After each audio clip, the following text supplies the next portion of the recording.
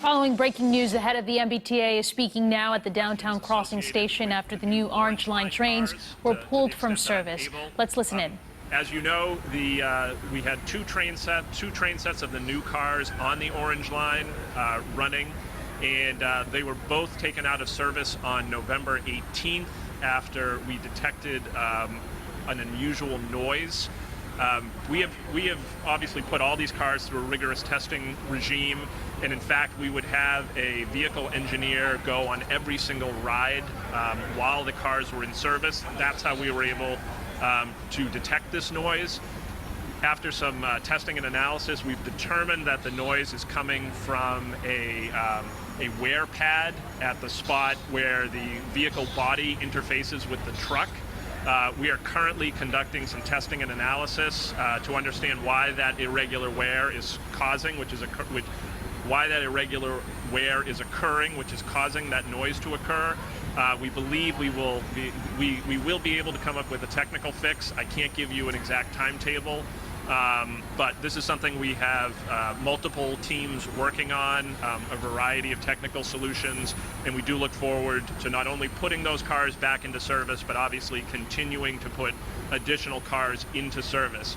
I really want to emphasize that we are replacing all the existing cars on the red and orange line. In total, we're going to have 404 new cars across the red and orange line. I've repeatedly emphasized to our vehicle engineering team that safety and a durable long life for these cars is top priority. So by catching this issue now, we're able to fix it, and for the remaining cars not have this issue to occur. I know this is a great inconvenience for our customers. I know people love the new cars. We really look forward to putting them back into service, but we want to make sure that we fix this problem now at really the earliest stages of what is going to be a huge amount of cars, 404 cars, coming into service through the years up until the final delivery in 2023. So with that, I'm happy to take any questions. So was this a safety issue at this point? It wasn't really a safety issue at this point, but we wanted to fix the technical problem. So that it didn't become a safety issue, and it didn't become a durability issue in the long run. Just so we can understand, can you explain again what exactly the issue was? Sure. There's an element of the car body that interfaces with the truck, which is what holds the wheels. And as the truck rotates, there's a wear pad that rubs back and forth. It was wearing irregularly, so that's what was causing the noise to occur. So we wanted to make sure that we fix that issue, obviously as soon as we can, and surely before we get all 404 cars delivered to us. Is this a fault of the contractor at all? You know, we're still doing analysis to understand. There's a bunch of different components, and there's a bunch of different reasons why this might have happened. So we don't really have a firm grasp on what. We understand the problem itself. It has multiple possible causes that we're going to have to look into. What is the fix, if you believe at this point? Is it a different kind of pad, or? That is one of the potential fixes. There's also a variety of changes to the manufacturing process we could look at. That's something we're still examining. How was the problem initially detected? It was detected by one of our vehicle engineers. As I said, out of an abundance of caution and really to make sure we had a real rigorous acceptance process, we had a vehicle engineer riding along on every single trip that these trains took in service. They detected this unusual noise. We pulled the train out of service to try to figure out where the noise was coming from. So that's what prompted this. So 2 of these Orange Line trains have been running on the Orange Line. Yes. Does that mean now that the Orange Line is 2 trains down? It does not. It means that all the trains that are running, we run 96 cars as sort of as part of our peak service. They're just the older models are running. So if they were still in service, then some of the older models wouldn't be running. Yes, exactly. Eventually, we're going to get to the point down the road as we take delivery of more vehicles, we're going to be able to increase the amount of service on the Orange Line. But right now, at our peak, we're running 96 cars. If the goal is to get the entire Orange Line replaced by 2022 or whatever it is, it feels to me like a little bit of a slow rollout of these. Is that still on pace, or is it going to fall behind schedule? CRC has committed to us that they're going to meet the original schedule for delivery, and we are prepared to work with them to meet that original schedule. Obviously, there's a huge appetite for these cars. Customers love them. We love running them. So we really do look forward to getting not only these cars back in service, but getting more cars as well. People do really like these cars, so can you provide any ballpark on when they will be back? Winter? I can't right now. I can't provide specifics. This problem is one that we think we'll be able to solve in the short term, but I don't want to give you a specific. I don't want to give you a date certain right now. Even are we talking weeks, months, well into next year? Again, I don't want to.